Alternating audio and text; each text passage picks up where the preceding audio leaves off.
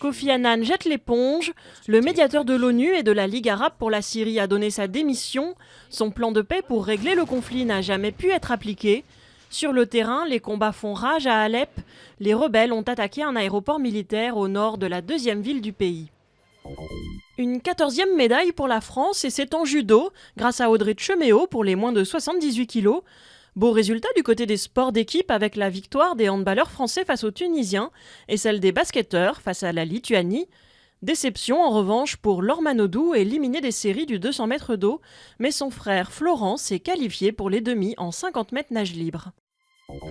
La BCE prête à intervenir sur le marché de la dette, c'est ce qu'a annoncé son président Mario Draghi pour faire face aux taux d'emprunt élevés que doivent consentir certains pays comme l'Espagne ou l'Italie. Mais déçus par l'absence de mesures immédiates, les bourses européennes étaient en baisse jeudi après-midi. Quel avenir pour Neo Security ? Placée en redressement judiciaire, cette société de gardiennage de 4500 salariés pourrait être reprise par Fiducial, un groupe d'expertise comptable. Le dossier est en cours d'examen au tribunal de commerce de Paris. Au pied du stade olympique, c'est Londres-Plage.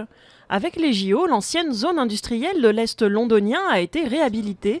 Les canaux sont devenus un lieu de balade très agréable avec des bars, une plage et un marché flottant. De quoi faire un break entre deux épreuves au parc olympique.